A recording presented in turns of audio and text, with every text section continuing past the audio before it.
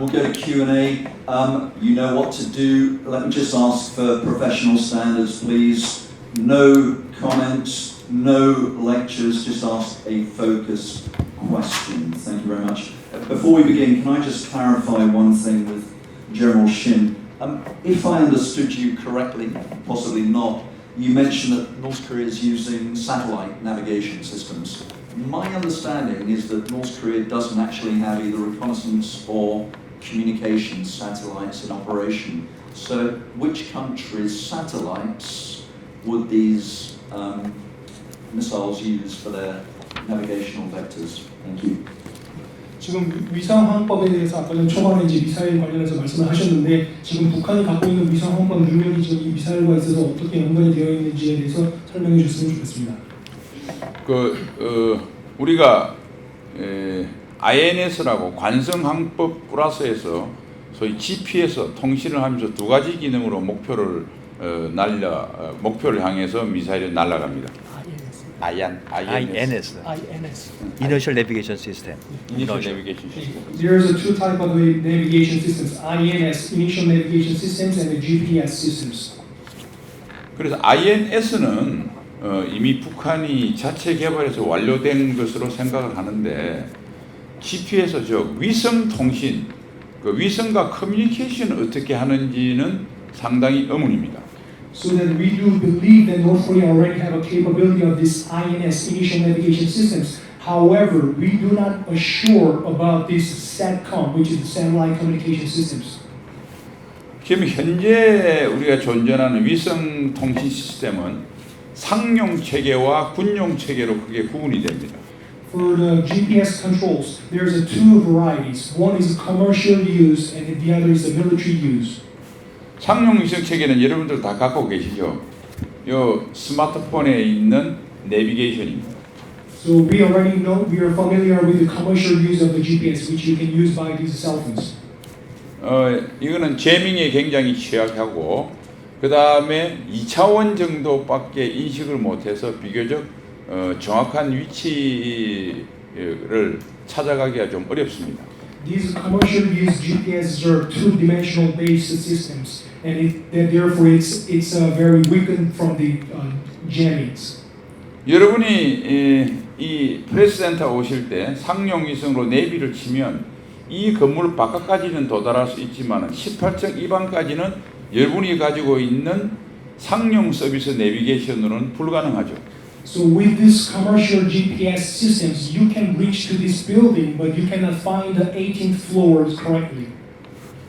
여기 이 3차원 입체 영상으로 이 방에 도달하려면 여러분들 스마트폰은 지금 많은 돈을 내고 군용 시스템의 서비스를 받아야 됩니다. In order to reach to this 18th floor with the three-dimensional information from the GPS, you need to pay extra money for the military use GPS. 전 세계 군용 위성 시스템은 네 가지가 있는데 여러분이 잘 아시는 미국의 군용 GPS 시스템, 나토가 쓰는 갈릴레오 시스템, 러시아가 쓰는 글라노스 시스템, 중국에서 쓰는 바이두 시스템 네 가지만 현재 지구상에 존재합니다. As you already acknowledged, there are four types of GPS navigation systems. The one most commonly known is the U.S.-driven military use, the GPS, and then the second one is the European, the Galileo, and then the third is the Russian-made, the GLONASS, and the last is the China's-made Baidu. 핵미사일은 몇 층까지 찾을 필요까지는 없어서 상용으로 써도 위치면에서는 충분합니다만 제밍 때문에 아마도 북한은 군용 시스템에 접속해서 이용하리라고 추정됩니다. For the use of the nuclear missile does not require accuracy of the GPS. However, North Korea aware of the anti-jamming capability. Therefore, they are recasting. They may be using this military use GPS. 북한한테 미국이나 나토가 위성 시스템을 서비스해 줄 리는 없고 저는 러시아의 글라노스나 중국의 바이두가 아마 북한한테 군용 시스템을 제공해 줄 경우가 있고 만약에 그게 안 한다면 상용을 썼을 텐데 아마 상용을 썼다고 하는 증거가 그렇게 높지 않은 거로 봐서 중국과 러시아가 그런 서비스를 제공해주고 있다. 강력하게 합리적 의심을 합니다. 이상입니다. I believe the U.S. will never provide these GPS systems to North Korea. Therefore, it's highly possible that North Korea is using Russian-made GLONASS GPS system or Chinese-made Baidu systems. And I believe that they will not use the commercial type of navigation systems. Thank you.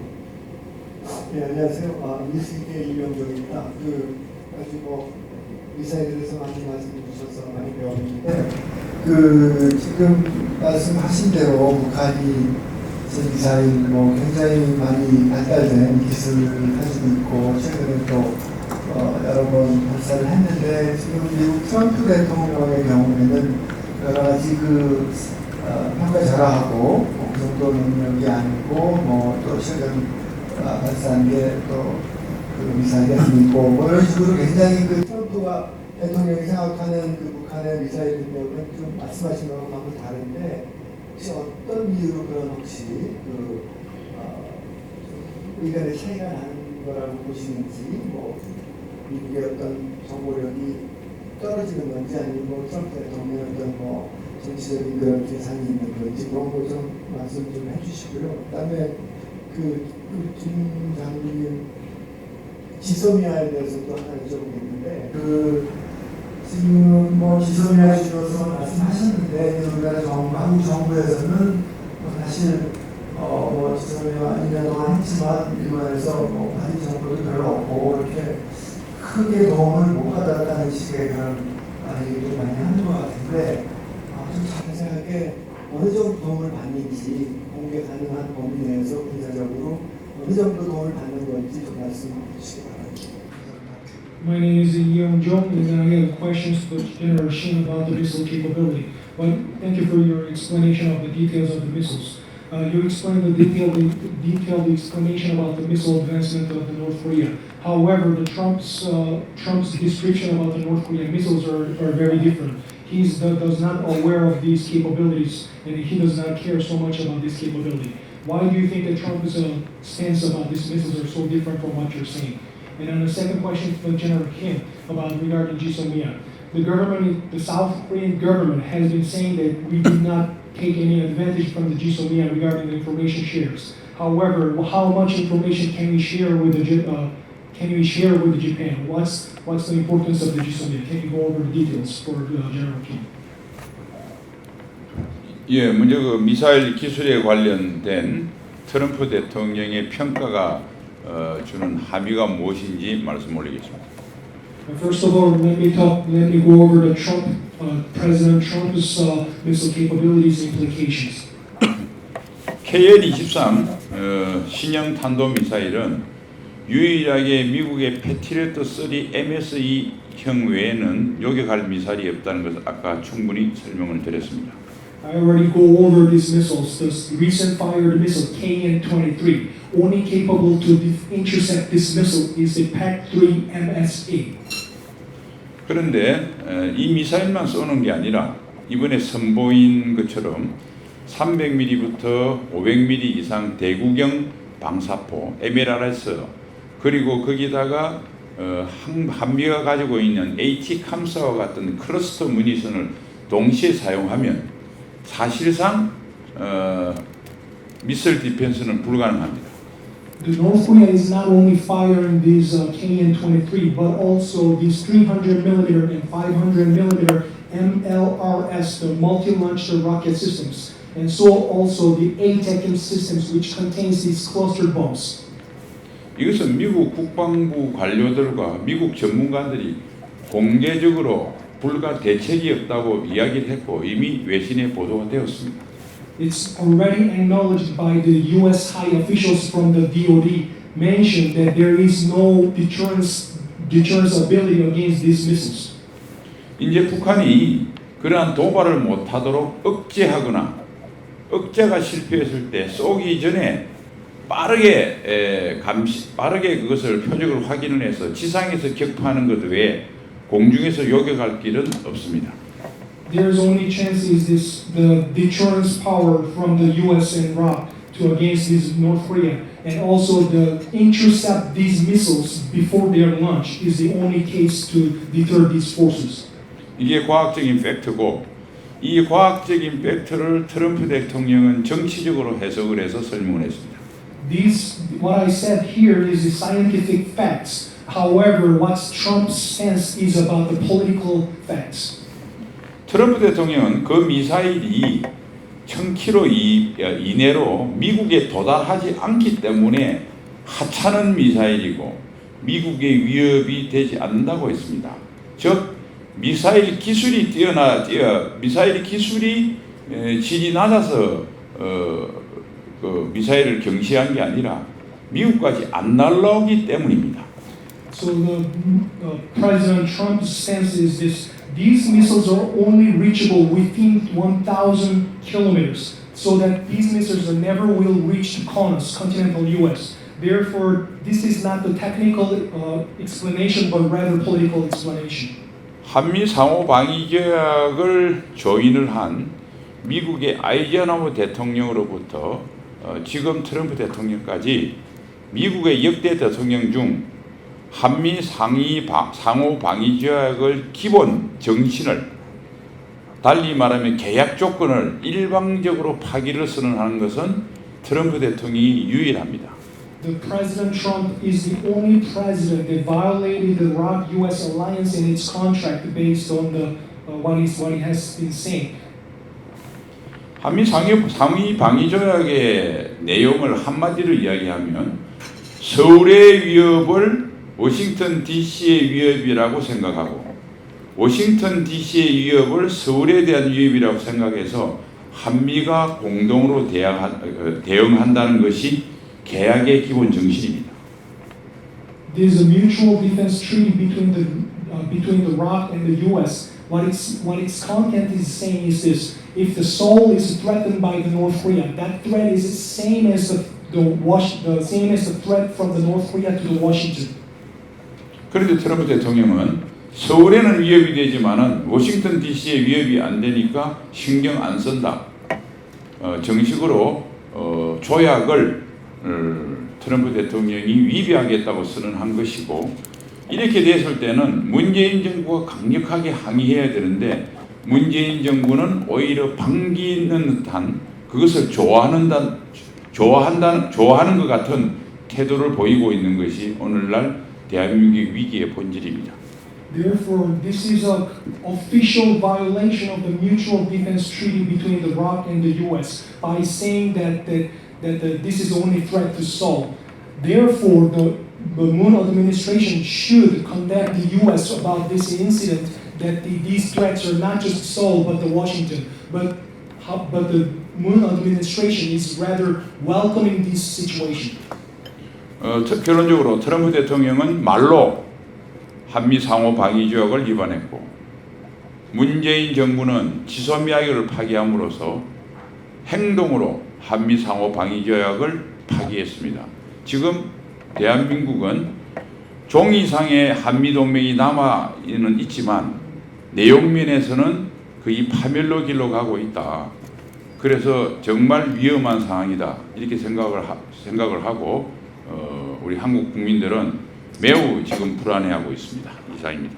So the President Trump violated this mutual defense treaty between Iraq and the U.S. by saying these words. On the other hand, the Moon administration is withdrawal from the Iraq-Japan GSOMIA, so that he violated this by his actions. So therefore, the current state of this Iraq-U.S. alliance is only stable on the papers. So that if we combine everything, this is going to the very termination of the South Korea. 네, 지소미아 관련한 아주 좋은 질문 우선 감사드립니다. Thank you for your question regarding the GSOMIA. 우선 청와대에서 지소미아를 평가를 했죠. 별로 받은 정보도 없고 그렇게 크게 도움이 되지 않았다 이런 발표를 했습니다. The government, especially the Blue House, already mentioned about this importance of GSOMIA, but they say they did not take any advantage from the GSOMIA. 그렇지만 그 전에 정경도 국방장관은 국회에서 답변을 통해서 29번 한일 간의 정보를 교환했고 전략적으로 매우 중요했다 이런 발언을 했습니다. But before the Blue House's official announcement regarding GSOMIA, the Secretary of Defense, Jong Kyung-do, already mentioned about the importance of the GSOMIA. He mentioned that we utilize this GSOMIA and they take the information 29 times. 그래서 저는 이것을 청와대가 지소미아에 대한 가이드라인을 제시한 것이라고 생각을 합니다. Therefore, I believe that the Blue House ordered to about this withdrawal of the GSOMIA, so that they ordered this specific guideline to the Ministry of Defense. 근데 사실 이러한 지소미아를 통해서 익스체인지되는 정보는 굉장히 기술적인 정보입니다. 그리고 그것은 국방부에 있는 정보 분석가들이 활용하는 거지 청와대에 있는 고위 관료들이 활용하는 것이 아니기 때문에 청와대 입장에서는 불필요할지 몰라도 국방 당국자한테는 굉장히 중요한 의미가 있는 정보들입니다.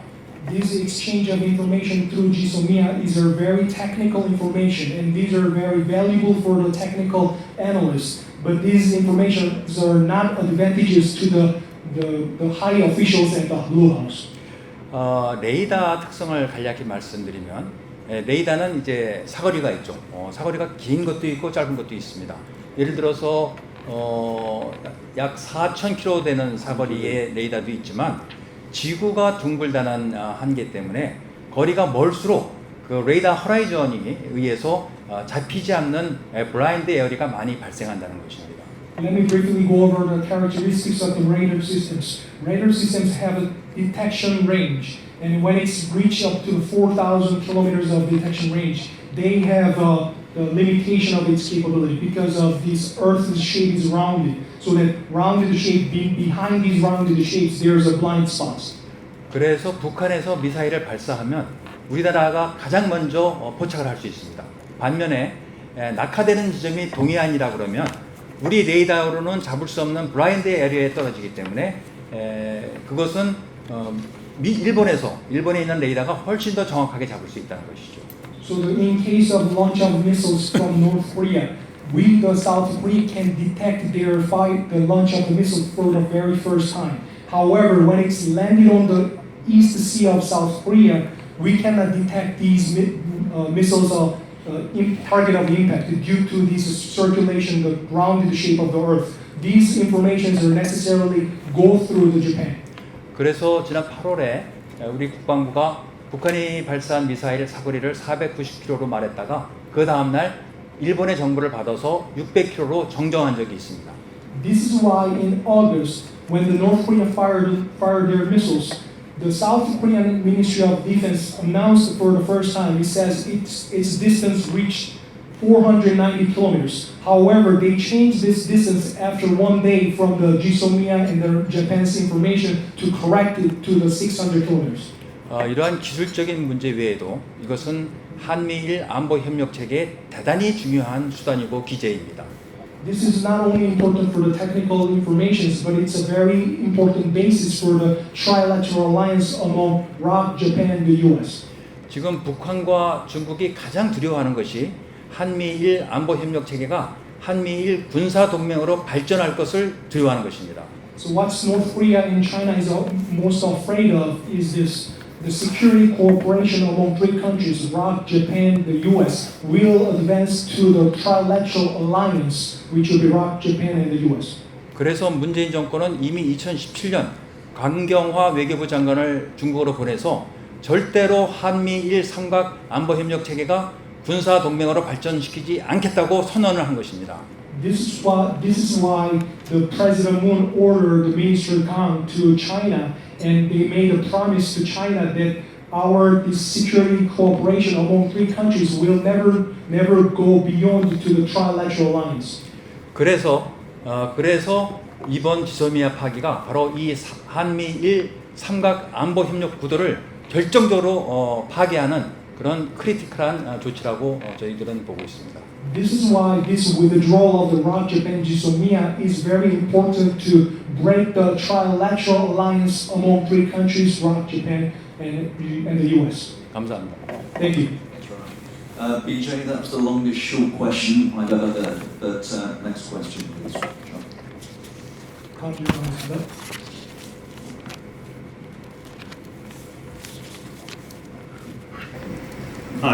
with NPR, National Public Radio. The U.S. is in the process of closing down bases across South Korea and concentrating its forces at Camp Humphreys in Pyeongtaek. Not only are these bases not only are they not within the range of North Korean missiles, it also makes it easier for them to hit because there are now fewer targets. Does it seem to you that the U.S. has a plan to deal with this problem? And in your opinion, what is the answer? To spread them out again, or what should be done? Thank you. 저는 NPR 뉴스의 기자입니다. 지금 제가 궁금한 점은 캠프 험프리와 평택 미군 부대가 있는 지역입니다. 지금 현재 이 두 지역은 미사일의 사거리에 지금 충분히 들어와 있고 지금 너무 당연한 목표물입니다. 그런데 지금 이것에 대해서 미국 측이 지금 생각하는 것은 어떻다고 보고 계시는지 두 분의 의견을 묻고 싶습니다.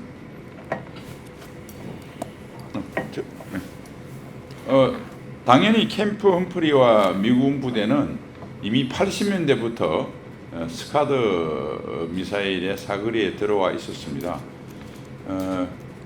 기존에 북한이 미사일만 쏜다 그러면 미국이 가지고 있는 지금 패트리트로 사드로 충분히 요격이 가능합니다.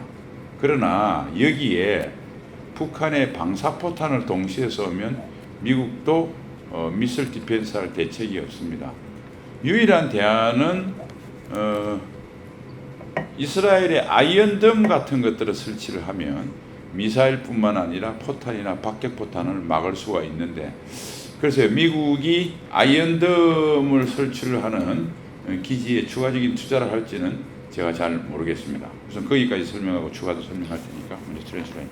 Okay, for the U.S. bases in South Korea, since 80s, the North Korea already deployed their missile system, which is the Scud series, the Scud missile systems, which within the range of the U.S. FK in here. And therefore, if North Korea only fires these Scud missiles, we can intercept them with the Patriot systems.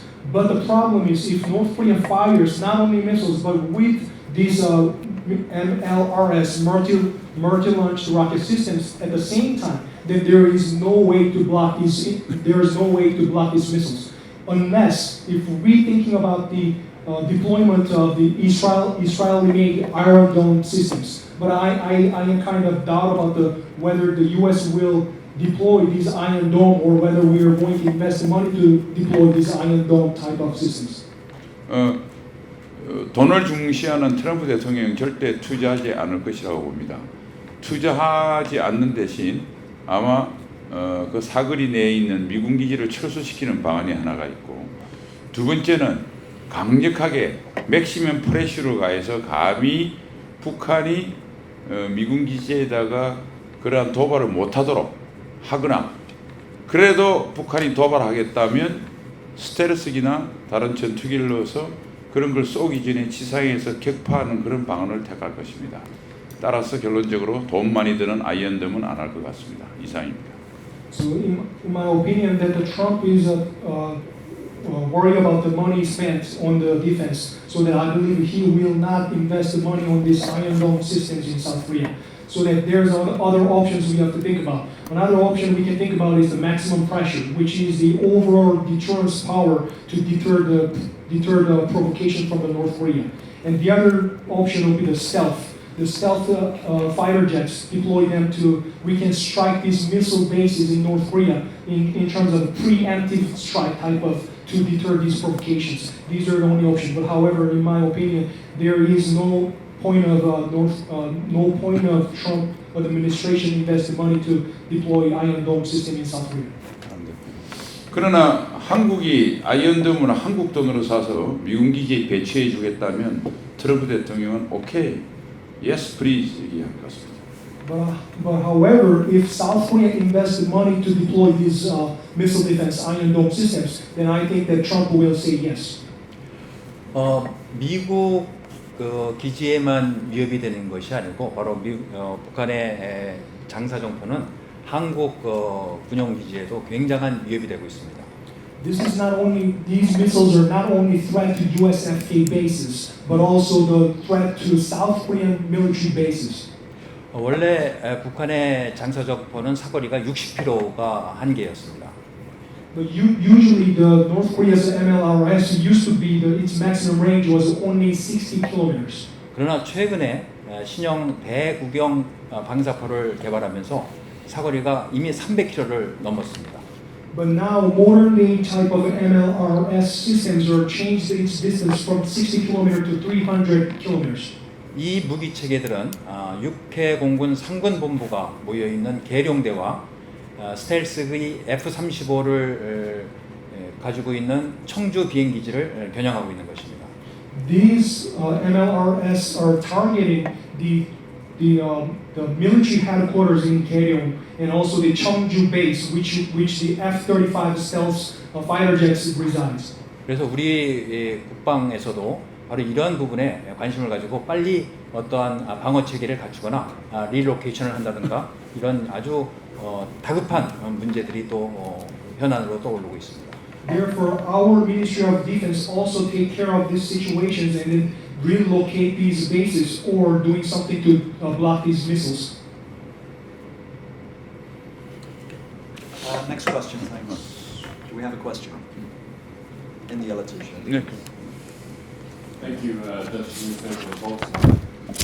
In the beginning, you said that if our demand is not met, we have to make a decision to defend the nation. We will invoke the people's right to resistance as written in the Constitution. I mean, if I would know better, it sounds like a little bit like a coup.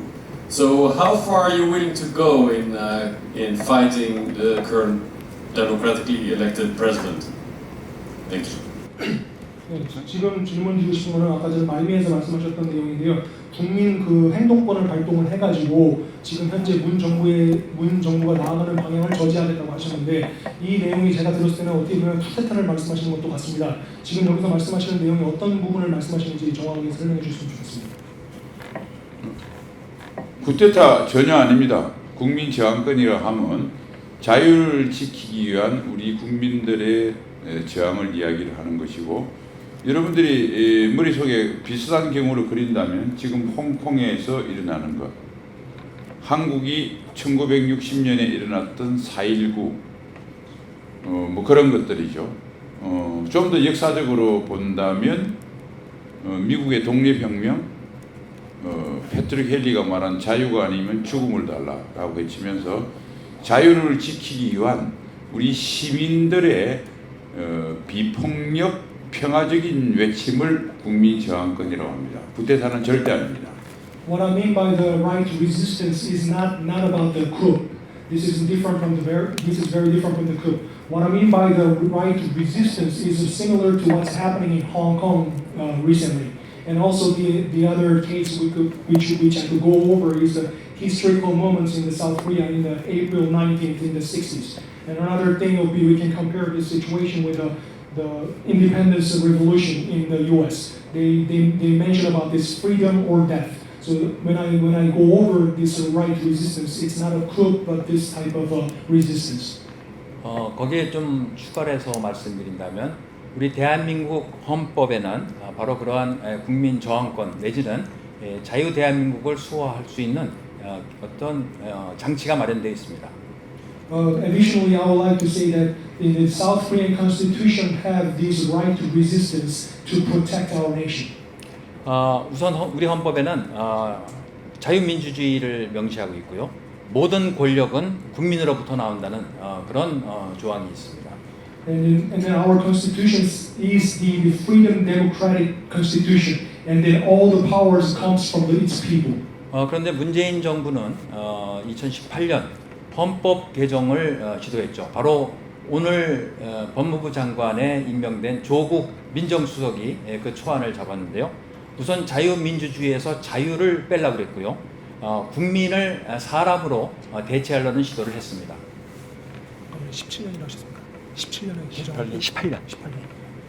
And Moon administration trying to change this amendment in the Constitution in 2018, and then today they designated this new the Minister of Law Jo Guk, and here trying to get rid of the word freedom out of in our Korean Constitution.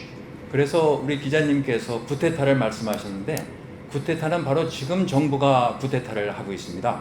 자유 대한민국을 전복시키고 사회주의 국가로 나가려는 것이기 때문에 저희 대한민국 수호 예비역 장성단은 자유 대한민국의 체제를 수호하겠다는 것이죠.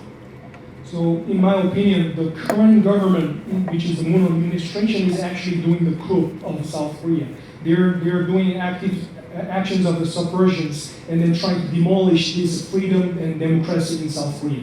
예, 답변이 됐으면 좋겠습니다. I hope my answers help you. Do we have another question? 일본 지지통신사의 김호신 기자인데요.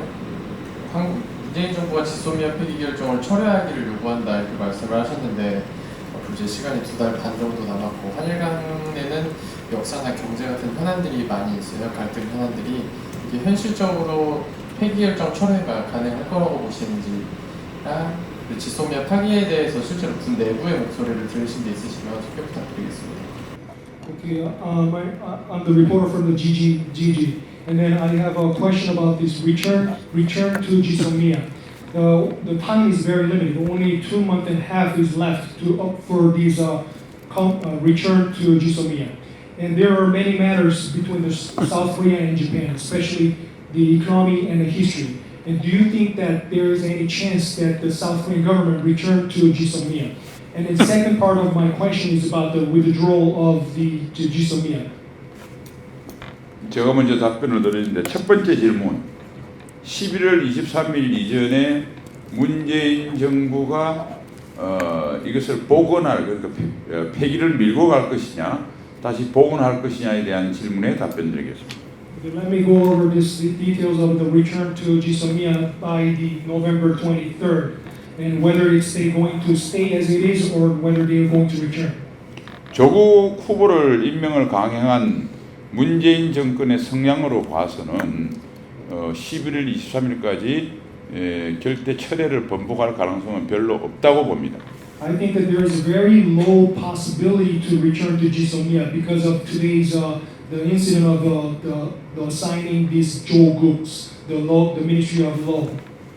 그러나 국민의 강력한 저항에 부딪히고 또는 미국과 일본과의 어떤 경제적으로 통상의 문제가 생긴다든지 여러 가지 문제가 생겨서 문재인 정권이 이것을 바꾸지 않으면 내년도 총선에서 형편없는 패배를 당할 가능성이 높아진다고 인식을 하면 바꿀 가능성도 배제할 수 없습니다. However, there is a partial possibility, which will be the consensual the resistance of it from the South Korean people, or the other case will be the U.S. and Japan related trade issues. And if these matters are combined to shake down the Moon administration, and the main Moon administration believe they have a less chance to win their general election, which is upcoming next year, then they might going to return to Jisomiya. 사람들은 종종 현재의 관점에서 현재의 연장선상에서 미래는 확정됐다는 착각을 하는데 미래는 늘 중간에 여러 가지 변수에 의해서 달라질 수가 있습니다. 이 정도로 일단 첫 번째 질문 답변 드리고 두 번째 답변 드리겠습니다. In my opinion, most people think of the future based upon their current state. However, the future is not nothing to do with the current state. There is many other variables coming to play. 두 번째 군 내부 소위 업무 복무를 하는 병사들이 아닌 간부진은 제가 봐서 거의 90% 이상이 지소미아 파기를 반대하고 11월 23일까지 문재인 정부가 철회하기를 원한다고 확신합니다. I believe that the current the current people in the military, about 90% of its members are actually want the Moon administration to return to Jisomiya. 현 정부 문재인 정부와 가장 정책을 일치하려고 노력하던 정경두 국방부 장관까지 수차례에 걸쳐서 지소미아에 관련돼서 국회의원들로부터 질문을 받을 때 일본과 아주 유용했다. 그리고 지소미아 파기에 대해서는 아쉬워했습니다. 그리고 가장 최근의 질문은 국회의원 질문에 지소미아 파기 때문에 가장 기뻐할 사람이 누군가? 라고 국회 본회의에서 물었을 때 정경두 장관은 북한이다 라고 이야기를 했습니다. 그러니까 문재인 정부의 가장 순종적인 장관이 이럴진데 그 밑에 대부분의 간부들은 지소미아를 파기를 비난하면서 복귀할 것을 강력하게 원하고 있다고 확신합니다. 이상입니다. I can give you more specific example, which is the Jung Kyung-do, the Secretary of Defense. When he got the many questions from the National Assembly. One of the key questions from the National Assembly was this: who be happy when it's withdrawal about this GSOMIA? When he got these questions and he answered that North Korea will be very advantageous once the ROC and Japan GSOMIA withdraw from its stance. So that even this Jung Kyung-do, who is under this Moon administration, says about such things that I believe that the current military members also doesn't like about the Moon's stance regarding GSOMIA. 추가적으로 몇 가지만 언급하겠습니다. I would like to go over additional information. 우리 헌법에 군은 정치적으로 중립해야 된다는 대목이 있습니다. In our Korean Constitution, the military should be neutral from the politics. 따라서 저희 대수장이 이러한 입장을 가지고 있습니다만 현역에 있는 군 후배들에게 이것을 어떤 배후에서 조종하거나 선동하지는 절대로 않을 것이고 군 후배들은 자신들의 판단에 따라서 행동을 해주기를 바랍니다. I would like to say, as a former military member, to the successors of my military members, that we do not try to put any political implication to them, but rather we say that you the soldiers will acknowledge and then decide by themselves with a rational make a rational choices. 그리고 정부가 11월 22일 또는 23일까지 파기 결정을 철회할 것인가에 대한 답변입니다. And then my answer to the return to the GSOMIA by the November 23rd. 이미 미국 정부도 11월 22일, 23일까지 그 결정을 철회해 줄 것을 요청을 했고 주한 미 대사 역시 해리스 대사 역시 외교부의 초치를 당해서 항의를 받은 이후로 어떠한 국가 행사, 우리 정부의 행사에 참석을 안 하고 있죠. 그것이 무슨 의미인지 무엇을 뜻하고 있는지 우리 정부는 잘 새겨들어야 할 것입니다. And the U.S. government already showed that they wish South Korea to return to GSOMIA. Not only the U.S. government in the Washington, but also the U.S. ambassador to Seoul, which is Harry Harris, once summoned by the MOFA, which is the Ministry of Foreign Affairs. Since then, he never participated in any national events. So we have to understand why he's not participating in these events. We have to acknowledge by ourselves correctly. 그래서 아까 국민 저항권 말씀을 드렸는데 바로 이 정권이 그런 합리적인 의사결정을 하지 못한다면 이제 국민들이 나서야 할 때라는 것을 저희들은 강력히 주장을 하고 있습니다. Once again, I would like to say, if the Moon administration cannot make rational decisions, then we, the people of the South Korea, have to activate this right to resistance. 이상입니다. Thank you.